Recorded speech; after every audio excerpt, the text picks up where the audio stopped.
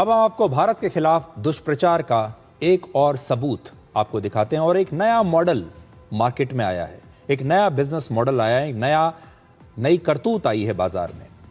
आज भारत के chief justice of India justice Suryakant इस समय लंदन गए हुए हैं।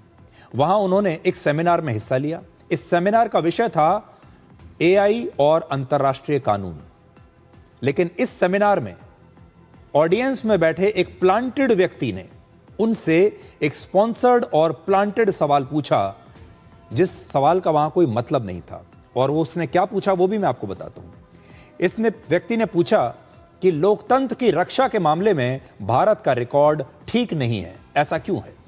सवाल के नाम पर भारत के खिलाफ इस ड्रामे को पूरी प्लानिंग के साथ मोबाइल फोन पर रिकॉर्ड किया गया और इस क्लिप को लंदन से भारत भेज दिया गया, जिसके बाद भारत में मौजूद देश विरोधी गैंग, ये सारे यूट्यूबर्स, सोशल मीडिया इन्फ्लुएंसर्स और विपक्षी पार्टियों के आईटी सेल अब इस वीडियो को सोशल मीडिया पर लगातार वायरल कर रहे हैं, ये कहकर कि देखिए भारत के मुख्य न्यायाधीश लंदन गए हैं और वहां पर लोगों ने उनसे क्या पूछ लिया। ये तो भारत का अपमान है, भारत में सब कुछ ठीक नहीं चल रहा।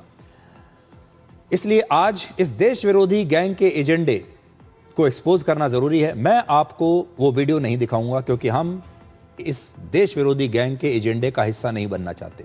वो वीडियो मैं आपको दिखा सकता था, लेकिन अगर हमने वो वीडियो आपको दिखाया तो इसका मतलब ये होगा कि हम जो ये लोग चाहते हैं उसी ट्रैप में फंस जाएंगे। आपको मैं सिर्फ ये बताने की कोशिश कर रहा हूं कि कैसे अब जो भी हमारे देश के बड़े लोग हैं वो जब जाते हैं विदेश में तो वहां पर प्लांटेड लोगों को पहले ही बैठा दिया जाता है। ये जो घटना हुई इसके बाद ब्रिटेन में भारत के उच्चायोग ने औपचारिक रूप से कहा है कि इस कार्यक्रम में एक व्यक्ति ने व्यवधान डालने की कोशिश की और इस तरह का असभ्य और अनुचित व्यवहार स्वीकार नहीं है। ये उस सम्मानजनक संवाद की भावनाओं के विपरीत है जिस पर कोई भी चर्चा हमारे देश में होती है।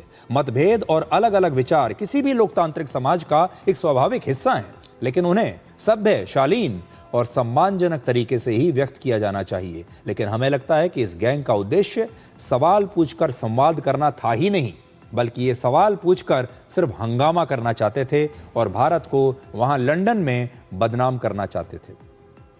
अब आप इस गैंग के एसओपी को समझिए। इसके एसओपी को हम डिकोड करते हैं, ये कैसे काम करते हैं।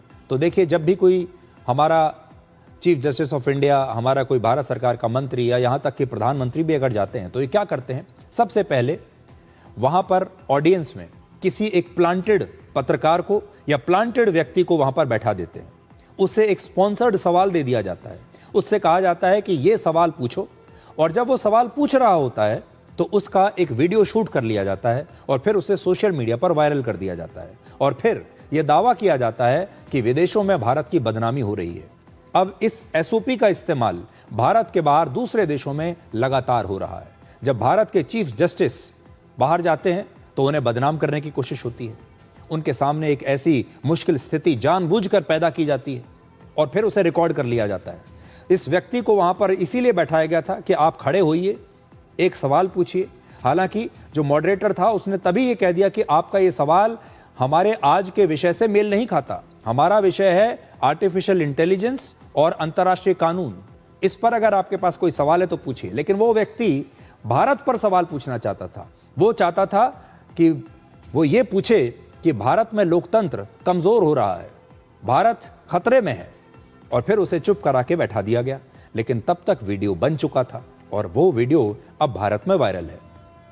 आपको याद होगा, इससे पहले प्रधानमंत्री मोदी जब नॉर्वे गए थे तब उनके साथ भी यही करने की कोशिश की गई थी। एक पत्रकार को वहां बैठाया गया, प्लांट किया गया, उससे कहा गया कि आप ये सवाल पूछिए, और जब प्रधानमंत्री मोदी उस हॉल से लगभग बाहर निकल चुके थे तब उसने चिल्लाकर एक सवाल पूछा पीछे से, और उसके बाद उस सवाल को रिकॉर्ड कर लिया गया और पूरे दुनिया में, पूरे देश में उसे वायरल कर दिया गया और कहा कि देखिए प्रधानमंत्री मोदी तो सवालों का जवाब ही नहीं देते।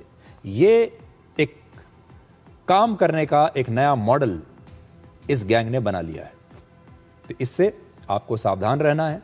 अभी आपके मोबाइल फ़ोन पर भी इस प्रकार के वीडियोस पहुंच चुके होंगे, इसलिए समझने की कोशिश कीजिए कि ये कौन लोग हैं जो अब लगातार मीडिया को बदनाम कर रहे हैं कि मीडिया आपको सही खबरें नहीं दिखा रहा।